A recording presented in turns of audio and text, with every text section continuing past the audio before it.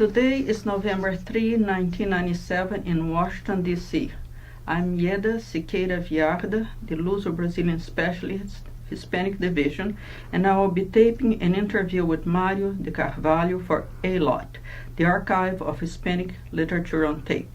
Mr. Carvalho has just received the Pegasus Prize for Literature for his recent book, A God Strolling in the Cool of the Evening. Bom dia e bem-vindo à Biblioteca do Congresso. A biblioteca, como o senhor sabe, funciona não só como uma biblioteca, mas também como a mais importante centro cultural dos Estados Unidos.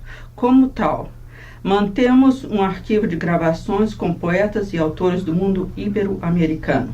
Entre os seus predecessores se encontram vários laureados pelo Prêmio Nobel, entre eles Gabriela Mistral, Garcia Marques, e dos portugueses, tais como Sofia de Mello Brainer Anderson, Júlio Dantas, Anna Hathaway, Nuno Giudice e Pedro Tamen. Como o senhor sabe, o Prêmio Pegasus e o fato de seu livro ter sido traduzido pelo talvez mais bem conhecido tradutor americano Gregory Rabassa tem suscitado merecida crítica e louvores. Antes de dar-lhe a oportunidade de ler trechos de seu trabalho, gostaria de saber como foi que iniciou a sua carreira literária. Foi na escola, no liceu, ou mesmo mais tarde, durante as épocas em que esteve exilado?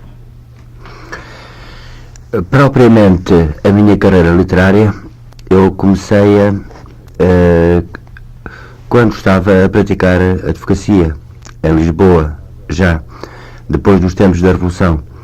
Eu começo a publicar em 1981, com um livro chamado Contos da Sétima Esfera, e a partir daí até esta data, até 1977, publiquei cerca de 14 livros. Também algumas peças de teatro, e também crónicas para jornais, e também outro tipo de atividade sempre ligada à zona literária. Seria bom o senhor saber que nós temos 14 dos seus livros, inclusive esse que o senhor acabou de falar. Nós temos isso vi hoje cedo até aí nas nossas prateleiras. O que suscitou preferir muitas vezes temas históricos ao invés de puramente fictícios? Eu tenho de facto vários livros que se passam em épocas históricas diferentes da nossa. Não é porque eu tenho uma apetência especial pela história, mas porque para mim é muito claro, são muito claras duas coisas. Primeiro, é que os tempos são mais contíguos do que nós muitas vezes pensamos. Ou seja, ao fim e ao cabo, um romano ou um homem do século XVIII não está tão distante de nós como nós possamos muitas vezes pensar. Por outro lado, importa-me chamar a atenção para que temos uma espessura e uma memória que na nossa sociedade não conta só o presente, mas tudo aquilo que está atrás de nós e que de certa forma nos informa e nos conforma também, e que nos dá a nossa identidade e a nossa maneira de ser. Muito bem. Voltando a Portugal, vivendo em Portugal depois da Revolução dos Cravos, de que maneira integrou-se nas grandes mudanças de seu país? Como um advogado, como escritor, como?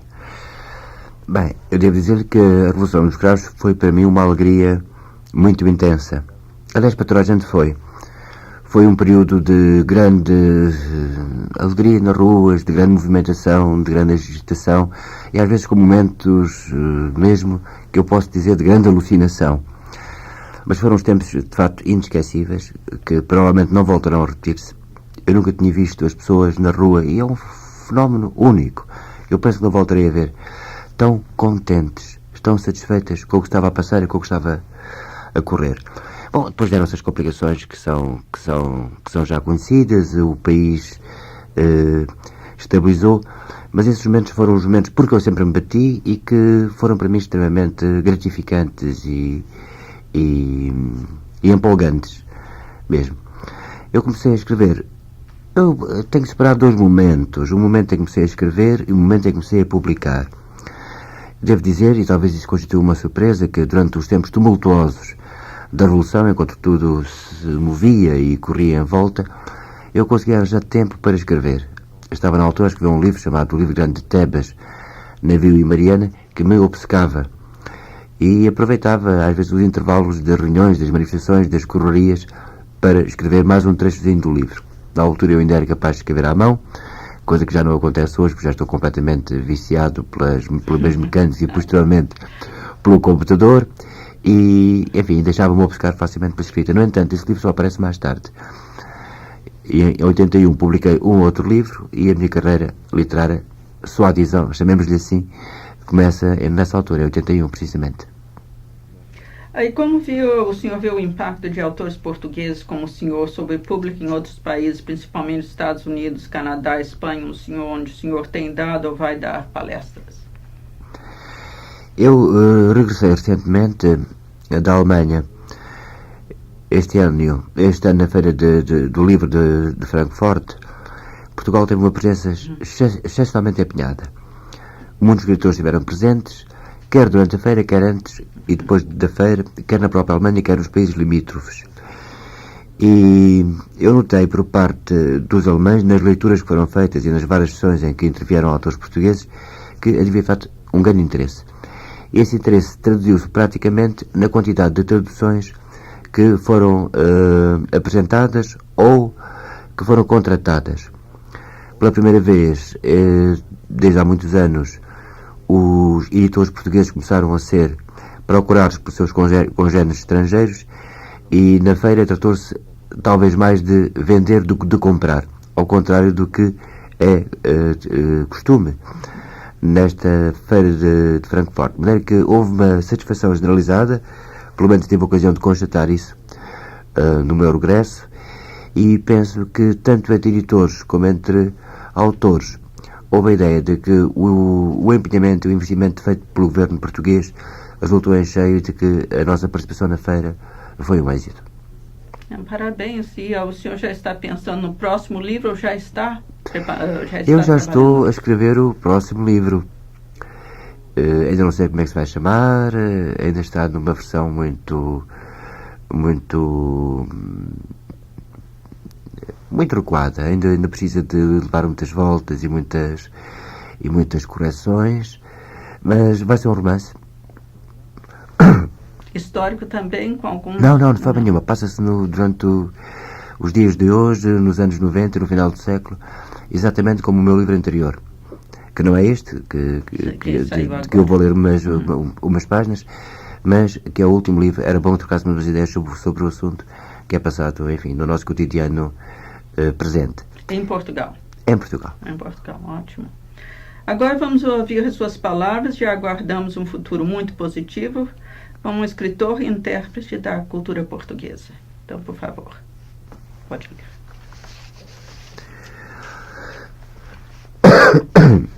Com licença. Brilha o céu, tarda à noite, o tempo é lerdo, a vida baça, o gesto flácido.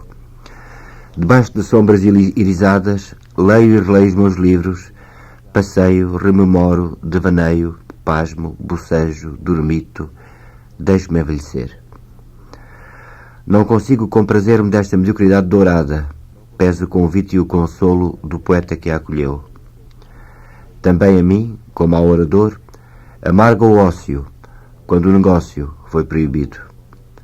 Os dias arrastam-se, Marco Aurélio viveu, cômodo impera, passei o que passei, peno longe, como ser feliz. Mara mais além borda sentada numa cadeira alta de vime junto aos graus da porta. Há pouco ralhava com as escravas, agora ri-se com as escravas. Em breve ralhará com as escravas. Do local em que me encontro não consigo ouvi-la, mas quase adivinho as razões dos risos e dos ralhos. É-me agradável saber que Mara está perto e reconhecer-lhe tão bem desde há tantos anos os trejeitos e os modos. Momentos atrás, sem nenhuma razão especial, veio até junto de mim, com o seu animal de regaço, que é agora um gato cinzento, depois de hora nefasta ter perdido a rola muito alva que lhe vinha comer à mão. Este bizarro animal, que dizem de origem egípcia, é uma espécie de pantera, em miniatura, que conserva todos os rompantes da fera e que, como ela, se compraz na crueldade e no rasgo imprevisto. Ora se relaxa, pacificado, em languidez esparramada, num convite ao sossego universal, ora salta de garras prestes, orelhas derribadas pelo tufado com milhos e ameaça. Não responde pelo nome, e apesar de sua pequenez, põe a respeito os cães de guarda quando os enfrenta. Foi o mercador que o deixou aí, como reconhecimento pelas compras avultadas, porventura excessivas, a que Mara se prestou. Eu confesso que encaro este animal estrangeiro com alguma desconfiança. Ainda não faz parte da casa, nem sei se algum dia fará. Mara admira-se de eu estar às voltas com a tirrénica, infindável anedotário etrusco do imperador Cláudio.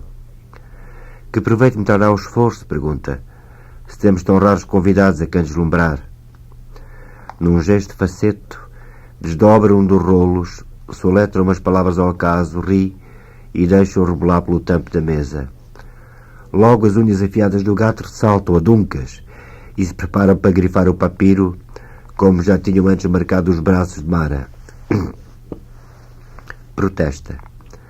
Mara aconchega o bicho ao colo e deixa-me, numa pequena corrida. Rito cotidiano, conhecido, trivial e amável. Mara aprazível, afirmando-me a sua solicitude.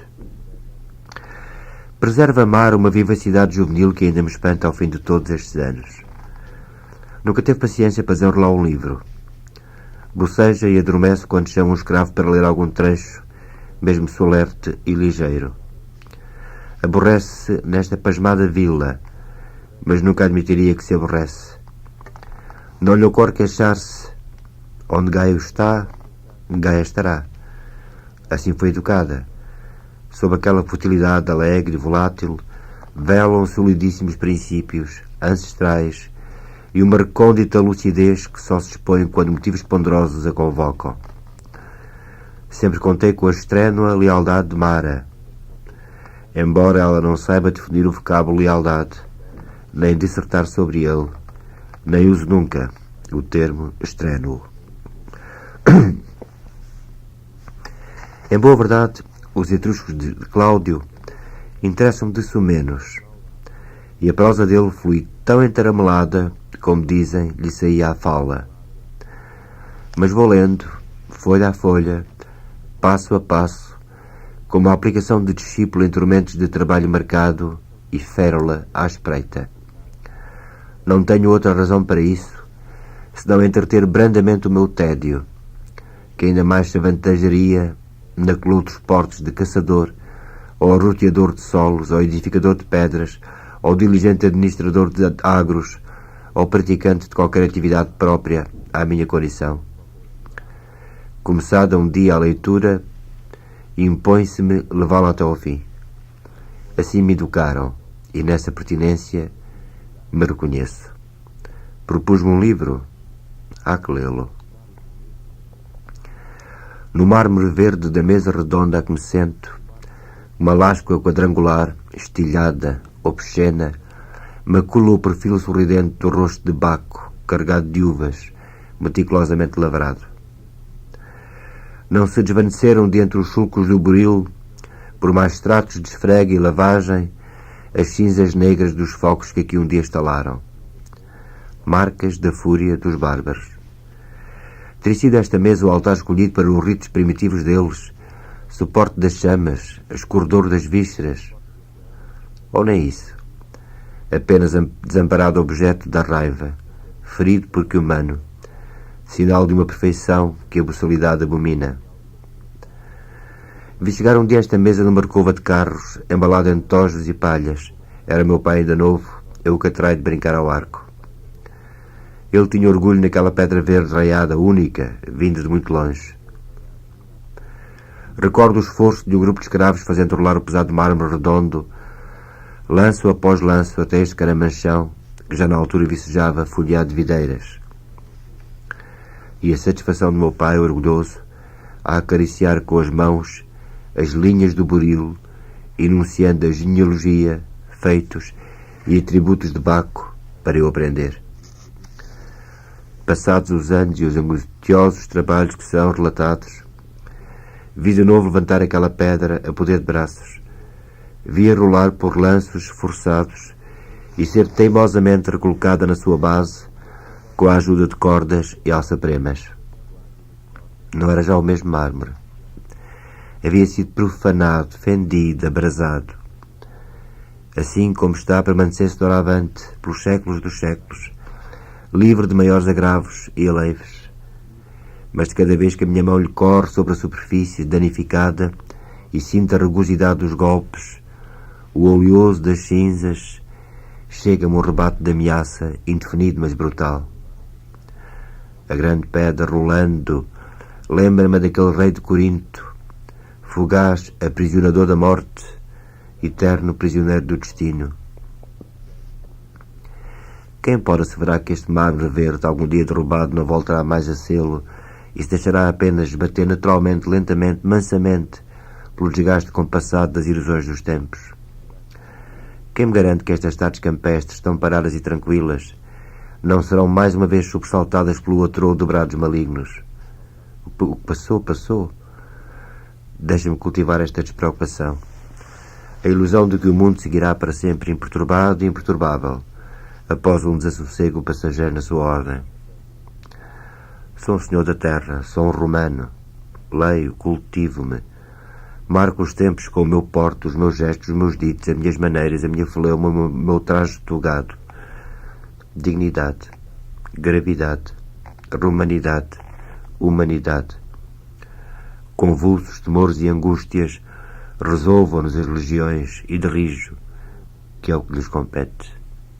A mim, agora, os livros. Mas que deu àquela gente bisonha, mesquinha e bruta para deixar ululante os seus desertos, a companhia dos escorpiões e serpentes, atravessar o mar nas suas naves tosquíssimas, desprovidas de olhos e de altares divinos, e vir desabar sobre a Lusitânia em correrias de sangue talando fazendas, casas e gentes? Que ímpeto foi aquele que algum deus obscuro e ressaibado lhes comunicou, e que não perdoava madeira nem pedra, culpado nem inocente, livre nem escravo, e que trazia o único escopo de destruir e envolver em deserto as cidades e os agros talentosamente erguidos por gerações que falam latim, cultuam os deuses e praticam o direito? Um exército conquistador pilha por turnos e poupa os vencidos, reconstrói as cidades, cobra o tributo, restabelece a ordem. Faz seu o subjugado e como seu o preserva. Desfeito o turbilhão, zelam as patrulhas pela aplicação de uma norma. Mas quando passa uma horda, deixa na terra a marca da pura irracionalidade, o restabelecimento do caos original, que faz do engenho ameaça, do labor perversão, da beleza monturo. Assim as colunas quebradas, as termas conspurcados, os cadáveres ventrados ao claror dos incêndios. Não corre entre eles um único homem capaz de bradar: poupem, que o que aqui está já nos pertence. A salteada demoníaca tudo faz vaso, até que a detenham os primeiros ferros de uma legião. Nesta vila trucidaram animais e escravos que ficaram a inchar pelos campos. Quebraram as colunas, arrancaram as telhas, desfeitearam os lares. Rasparam as velhas pinturas dos interiores. Serviram-se de móveis e estofos como lenha. As mesmas mós de duríssima rocha britaram. Desenraizaram as árvores. Devastaram as vinhas, pisaram as flores. Todos os livros foram farrapados ou queimados. Até nesta inofensiva mesa de mármore apuseram as suas marcas bestiais. Porquê? Em nome de quê? Se tal eu soubesse, seria o mais sábio dos homens e poderia aconselhá-los com proveito. O porquê daquela ânsia dementada de destruir deve ser de todos o mistério mais bem guardado. Não quis a divindade revelar-me, apenas que lhe sofresse as consequências.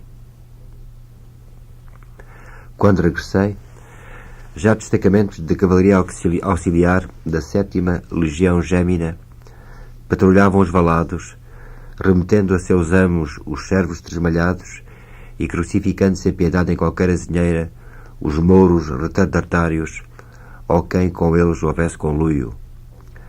Restabelecia-se a ordem do Senado e do povo romano, entre as ruínas, os gemidos, os miasmas e os rolos persistentes de fumo. Voltou o meu ovílico, longo tempo escondido no cabanejo longínquo. A pouco e pouco, deram de si outros escravos, acoitados pelos campos, à espera que viessem as legiões restaurar a ordem, que, por mais dura, seria sempre menos temível que as cimitarras deslocadas que fendiam por fender. Algum gado foi recuperado no mato, como se o tivesse protegido um Deus pastor. Piedosamente, o intendente colou os restos dos lares e fê-los dispor por ordem com ternura no seu altar do vestíbulo. Depois instalou esteiras no único cubículo quase intacto que restava, alumiou os restos de uma lucerna e só então nos deixou entrar, a mim e a Mara. Era o regresso dos senhores. Os servos formaram no átrio, quais deles tropeados ou ensanguentados, de ruins contingências sofridas. 8 soldados aboltaram-se no que restava do celeiro. Ouvíamos à noite o resfolgo das mulas e o estalo dos coços no empedrado. Mas estávamos em segurança. Pela janela, sem madeiros, estrugia o crocitar longínquo de aves torvas. A lua branca fazia mais isolados os sinais da destruição. Mara e eu, apertados um contra o outro, debaixo do meu manto, decidimos que havíamos de refazer tudo exatamente como estava antes. E nisto Mara falava, e falava, e falava, e falou, até que nascesse o sol. Poucos vestígios da razia são hoje aparentes. É difícil acreditar que estas casas foram reconstruídas após terem sido a grande extensão arrasadas. Quando esta geração morrer, não ficará memória das alterações que em dias de desgraça ensanguentaram estas paragens. Restarão talvez anotações em livros que ninguém lerá, até serem eles próprios destruídos pela crueza do tempo e desatenção dos homens, na melhor das hipóteses. Gozemos agora a paz, Mara e eu, e oxalá não se repitam até ao fim das nossas vidas as depredações que tivemos a desdita de presenciar. Ainda hoje olho com desconfiança quem venha do lado do oceano. Mas será das praias que acorrem todos os perigos? Outro dia fiquei estarrecido com o que vi. Era uma manhã agradável e fresca e, contra o meu costume, dei comigo a afastar-me e a deambular pela margem do rio. Debruçado sobre uma sebe, um escravozito apanhava amoras para uma sacola. Nem todas iriam para a minha mesa, de certo.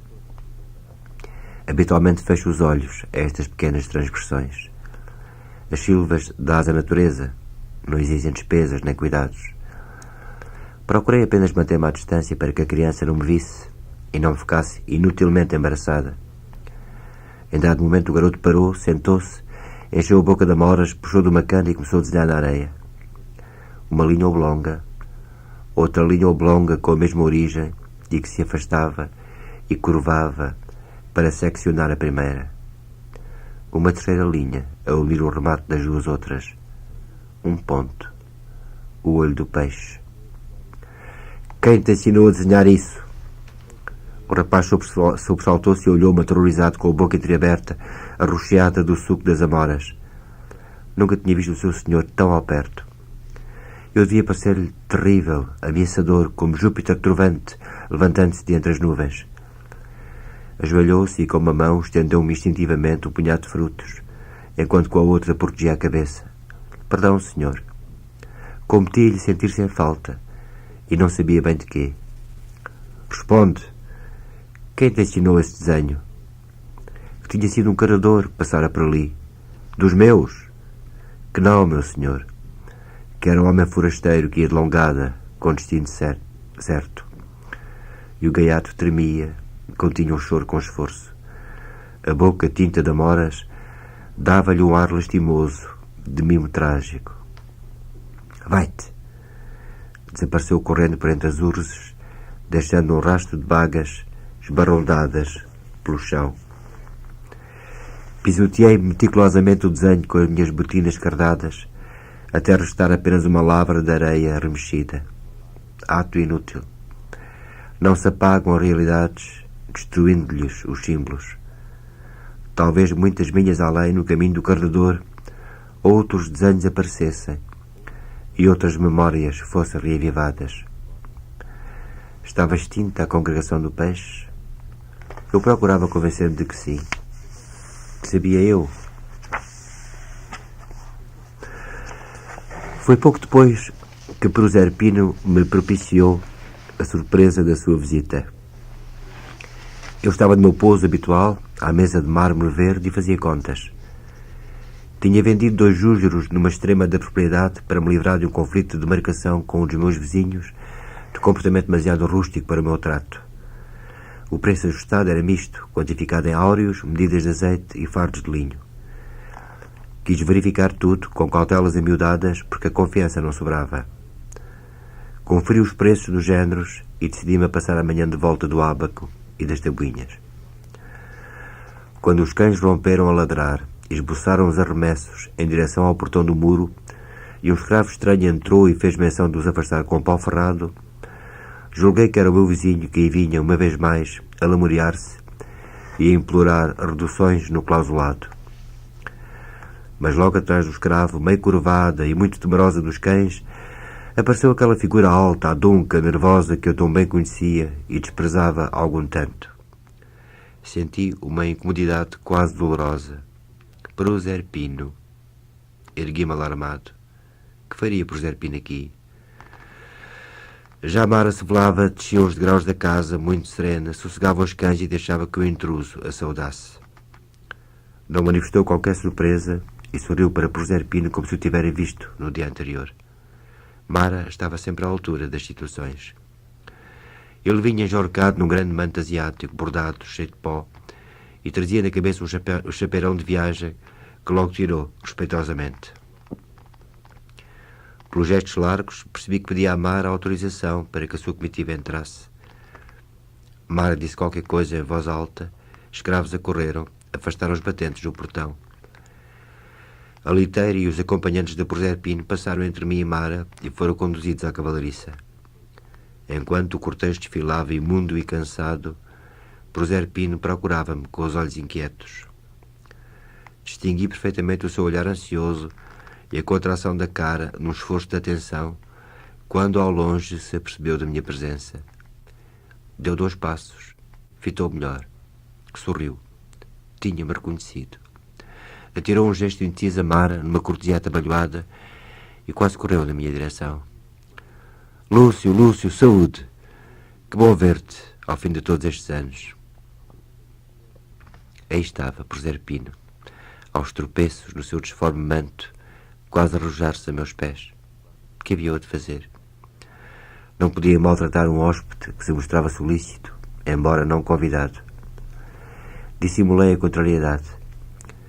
Propus-lhe restaurar-se no balneário, fiz-lhe companhia, pedi-lhe conselhos sobre aquela minha transação, admiti-o à mesa de mármore verde, escutei-o com paciência e urbanidade.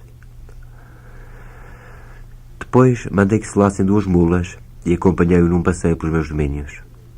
Proserpino não era muito afeiçoado ao campo. Escapava-lhe completamente a beleza de um sobreiro isolado numa clareira amarela de restolho, nunca tinha lido Hesíodo, passava indiferente para um santuário. Mas não deixou de citar Virgílio. Feliz é aquele que conhece os deuses campestres. Quis impressionar-me, discorrendo sobre o Magão e o seu tratado de lavoura. A um cartaginês como Magão assistiria à sensibilidade bastante para se pronunciar sobre a agricultura do lado de cá do Mediterrâneo. Ao falar, Proserpino tirava a mão direita bruscamente aberta para diante, quase tocando as orelhas da montada, como se procedesse incessantemente a lances enérgicos de dados. Exprimia-se minucioso e arredondado, mesmo sobre matérias de que nada sabia, como um professor de retórica. Como é que um cartaginês havia de aspirar à universalidade, ainda que fosse a dissertar sobre vinhedos? Ademais, toda a gente sabe que o feliz crescimento das plantas supõe encomendação aos deuses locais, nos tempos e lugares próprios. Os rituais púnicos, afeiçoados a deuses púnicos, haviam de convencer algumas vezes as divindades de Itália, ou as que tinham jurisdição sobre os campos da Espanha.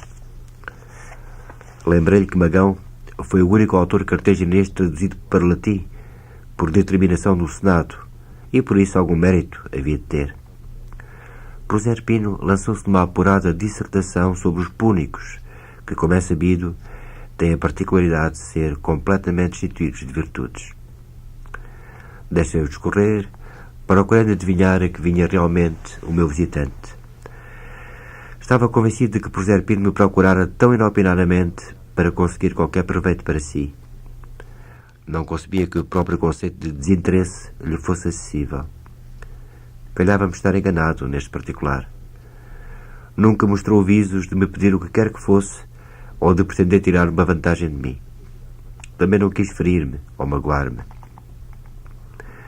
Costuma ser característica dos espíritos inferiores servirem-se da situação de desgraça em que alguém se encontra para exercerem a sua condescendência. Com tempo ou que conta a sua valia própria, julgam acrescentá-la com o sofrimento que sabem extrair das evocações. A da infelicidade do próximo levanta-lhes a alma e dá-lhes prazer, por qualquer razão estranha ao meu entendimento. Mas de Proserpino, no entanto, nenhuma agressão. Conselhos traquejados, aliás úteis, sobre os meus negócios, disparates sobre questões agrícolas, vitupérios contra os púnicos, algumas citações dos gregos colhidas do ordinário da retórica, embevecimentos fingidos com a natureza, e assim, pelo dia fora. Sempre em estilo forense, rebuscado, imagético e pomposo. Nunca quis lembrar-me o meu exílio, nem diminuir-me com a memória dos meus infortúnios. Conhecendo-o como conhecia, não pude deixar de lhe ficar grato. Isto pela segunda vez na vida. Repara, fui dizendo, não foram os púnicos que nos invadiram desta vez. Foram os mouros da Tigitânia. Tudo a mesma gente. Púnicos, mouros, farinha do mesmo saco. O lado errado do Mare Nostrum. À ceia, Proserpino esmerou-se no súmito das rechedas escuras e na especiosidade dos perfumes. Era a sua maneira de nos prestar homenagem, ainda que soubesse que costumamos ser frugais e comedidos às refeições.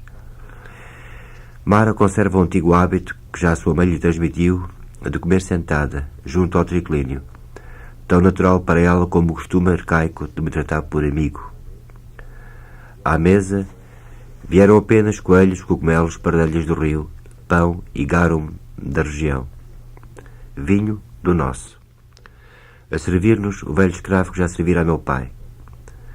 Uma lucerna tripla, não mais. Apenas ordenei que a carteira e os talheres fossem de prata e que dispusessem paus de canela numa taça, a condizer exoticamente com as sedas de Proserpino, para que ele não tomasse a nossa simplicidade por exibição da avareza. Ao instalar-se, fez-me uma oferta e com a oferta um pequeno discurso, agradecendo a hospitalidade. Nos tojos de couro trazia uma cópia de Catão, de Coriáceo materno, que me estendeu solenemente. Agradeci com palavras de conveniência. Mara acrescentou umas amabilidades, depois de dar uma volta distraída aos rolos. Nunca li, mas calculei que te desse prazer, disse Proserpino. Era, de facto, uma boa prenda. E aquela cópia, aqueles rolos de punhos de madeira exótica lavrada, aquele estojo, deviam ter-lhe custado bom dinheiro. No decorrer da conversa, contou-nos que tinha viajado de Tarcísios a Vipasca para tratar de formalidades legais respeitantes a negócios de uma viúva, sua cliente. As minhas propriedades não ficam no caminho de Vipasca. Proserpino, no regresso, abalançou-se a um grande desvio fora das estradas patrulhadas só para me visitar. Viera a medo. Esperava certamente ser recebido com altaneria ou brusquidão, e a nossa franqueza, nas suas palavras, sensibilizava-o muito. Contou-nos pormenores da viagem e não nos poupou à descrição dos assuntos que motivavam a sua deslocação. De vez em quando eu olhava disfarçadamente para Mara, como perguntando: que nos quer este? Mara, sempre arguta, percebia o que me incomodava e apressava-se a não deixar morrer a conversação. Mal Proserpino fazia uma pausa, logo ela acudia com perguntas e comentários, mantendo a prática arredada no assunto que sabia capaz de me ferir. Tarcísios. Que tato, o de Mara. Mas confirmei também a Proserpina a vontade de nunca abordar os eventos de que eu tinha sido comparte anos antes. E não foi apenas por falta de oportunidade, devido à atenção cerrada de Mara. Foi por não ter manifestamente querido. Em boa consciência, não me ocorrem muitos elogios a Proserpino. Sempre senti por ele um incomodado desdém e não duvido de que ele o saiba. Mas vejo-me forçado a reconhecer, debaixo daquela natureza volúvel, interesseira e manhosa, uns restos de nobreza que o impediram de me embaraçar. Se eu não estava com curiosidade das notícias de Tarcísios, por dentro, embora não deixasse transparecer, eu ardia em curiosidade. Mas, contraditoriamente, apavorava-me a ideia de que o assunto fosse sequer mencionado, e ainda por cima por Proserpino. Queria preservar a minha paz. Ganhara o direito ao pântano. Seria uma grande crueldade se alguém, comigo inteiramente indefeso, viesse remexer nas feridas antigas. Mas Mara e Proserpino, cada um por seu lado, como se houvesse entre eles um conluio secreto, apenas mencionaram Tarcísios como mero sinal geográfico. O ponto de partida, ponto de chegada, referência espacial, nada mais.